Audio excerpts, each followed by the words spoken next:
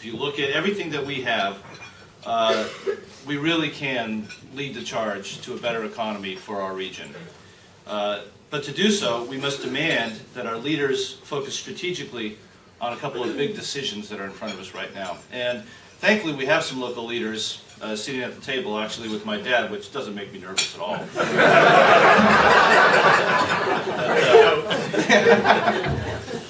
But Dow and Tom have been huge leaders on what we need to do and really focused on some of the strategic needs that we have in a common sense kind of way. And not in a more ideologically based way, which is sometimes feels like decisions in Seattle are made that way, and we need to move away from that. Dave, Cal, and Patty asked me to speak because of a crosscut piece I wrote around the New Year's holiday about how our region can invest in infrastructure and education and take advantage of our close relationship with an ever-growing and developing China. Consider this. In the next 5 years, China will add more consumers than there are people in the United States. Just let that sink in for a minute. And these estimates that we have usually happen a lot faster than what we think they're going to be. So there's new markets all over the world that we can take advantage of. And China, our relationship with Asia, our shipping and port infrastructure, the innovation that we have in this part of the world, all puts us in a great position to take advantage of that. We've always had a unique relationship with Asia. Dave Montour is an example of those close ties. He recently held a very successful fundraiser for Japanese relief efforts at his restaurant, West 5. Dave lived and worked in the area, still has friends there, and I understand that the fundraiser went really well, and people are continuing to give, and thank you for stepping up to that. Really appreciate it. Now, his is only one of tens of thousands of relationships, personal relationships that we have with Asia. And it's been going on for quite a long time. The tragedy in Japan, the turmoil in Africa and the Middle East, and the threat of a double-dip recession, as well as a threat of a government shutdown now, and some 737 planes that aren't necessarily doing very well right now, kind of makes it seem like things are going from bad to worse right now. But I want to remind you that as bad as it's been, we really are well placed to come back big time. To do so, we need to answer some big questions, not least of which, what kind of city do we want to be in the next 5, 10, or 30 years? That's really the question that we're faced with right now. Will we continue to be a major international city with a powerful maritime industrial complex and manufacturing center? Or will we follow the paths of Portland and San Francisco and become more of a service sector and cultural hub economy? Those are kind of the two questions that are facing us. Now, I like Portland and San Francisco, and I've lived in both places. But what sets us apart is our ability to create good-paying, family-wage jobs. Portland has a jobs problem. And it's almost impossible for middle-class families to live in San Francisco. That's part of the reason we moved back here. There are warnings here for Seattle.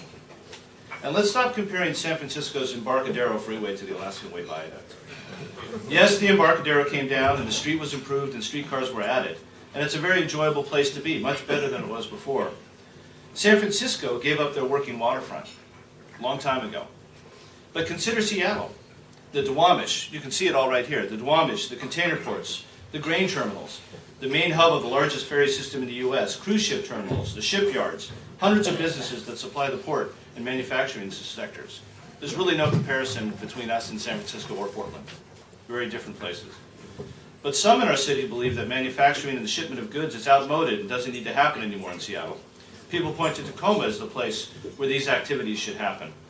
That our real estate is too valuable to be tied up in industrial activities and would be better being developed for office and residential uses.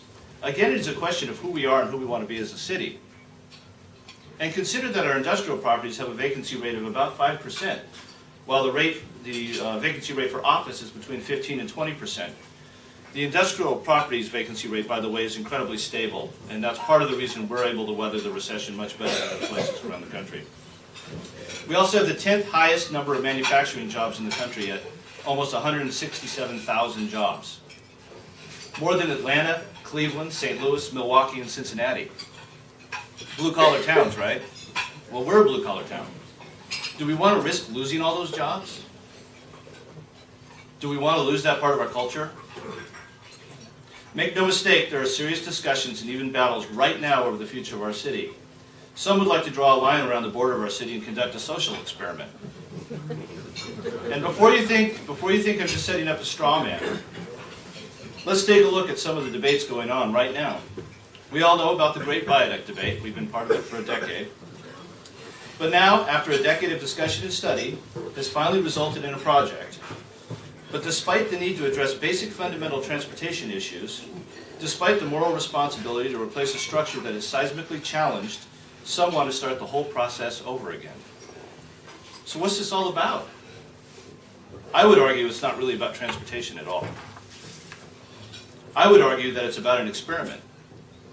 The idea is to make it extremely difficult to get around in an automobile and force gridlock. So more people will take public transit in the hopes that investments in public transit will be forthcoming. This is why the mayor said during the last campaign that for his surface transit option to work, 40,000 cars would have to go away. Well, if we lose all those jobs, I bet we could make those cars go away. And what about the road diets for Airport Way and East Marginal Way? This is a big issue for people in my line of work who depend on the port. I depend on the port to pay my mortgage, so it's kind of a personal thing with me. Is there a problem here? Or is it really about limiting and squeezing capacity? The mayor's transportation director had difficulty answering that question at a port commission meeting just last week. Commissioners just wanted to know why the city was doing this now, right as we're climbing out of a recession. They just asked a simple question: why are you doing this now? Why now? Is there an emergency here? Why are you doing this to us? Unfortunately, we have a mayor intent on dividing us between cars, buses, trains, and bikes, when in reality we need to plan for it all. We should not let ourselves be divided. We need bike lanes and buses and trains, just as we need our freight corridors to be efficient and safe. I actually share the view that we need to invest more in public transportation. I've written of the problems with the 18th Amendment to the state's Constitution, which doesn't allow gas tax revenue to go to public transportation. That's way out of step with today's transportation needs. We need more balance in how we spend a transportation dollar. And if you think we don't need to plan for cars, think again. Even now, the legislature is trying to figure out how to make up for lost gas tax revenues because more people are driving hybrids and all-electric vehicles and taking more transit. They're on the verge of passing an annual electric vehicle fee to help pay for roads. Why would they be passing these different taxes if there weren't going to be cars around in the future, or if the automobile itself wasn't changing? Soon, tolling and gas taxes, I predict, will give way to a vehicle miles traveled tax. Using planning assumptions based on the demise of the automobile is simply flawed. The future will have cars, just not ones running on fossil fuels. They'll need roads, and we'll still need to be able to build them. In Europe, they still drive on roads built by the Romans. This is why I think it's a stupid strategy to force gridlock as a transportation policy. Whether through road diet or deliberate delay of transportation projects, it's not good for business and it's not good for our quality of life. I don't have to tell you how important the Alaska Way corridor is to West Seattle. And remember, the corridor links the Ballard and Duwamish industrial centers. It also stands between Boeing's two manufacturing plants in Renton and Payne Field, with the Port of Seattle right in the middle of it all. Did you know that Boeing's truck drivers log 6 million miles a year? So imagine what an hour or so more gridlock on each side of the peak rush hours would add to their costs. That's why they're building in other parts of the world, in other parts of the country, because if things get screwed up here, they're gone. And we really need them to be here. It's a lot of jobs. It's a lot of everything. Kind of depends on what's happening there with our manufacturing. The new Boeing tanker contract will create 11,000 new jobs. At their plant in Renton, they produce a new 737 almost every day of the month. Now, they might have to jump that up a little bit, given what's going on with the 737. So, again, they need to have efficient transportation corridors. The new 747 requires the ability to bring in parts and materials to the port and SeaTac. And speaking of the port, they just had their best year ever last year, shipping more than 1 million containers. They plan on expanding that to nearly 2 million containers in the next 5 years. Why would we want to squeeze their ability to do that with a transportation policy? In an incredibly competitive industry, the terminal operators, shipping lines, BNSF, and Union Pacific depend on infrastructure that works. Logistics and the ability to efficiently and cheaply move freight over long distances has always been the American economic advantage. It's our advantage too, but others are catching up. And to be competitive, we need to continue to improve our infrastructure, most of which was built in the Eisenhower administration. Others seem to understand our region's promise better than some of our local elected officials, except for those here, of course. The Brookings Institution and the White House have selected the Puget Sound region as one of 3 areas to develop what's called a Metropolitan Business Planning Initiative. The plan is called BETI, and stay with me here, this is a very awkward acronym, and it's very early in the morning. The Building Energy Efficiency Testing and Integration Center and Demonstration Network. Sounds really cool, doesn't it? But the goal here is to create technological expertise in green building products and services for export, to create the types of services and products that we can use in developing the new green buildings of the future. And this is being headed up also by McKinstry, another great local company.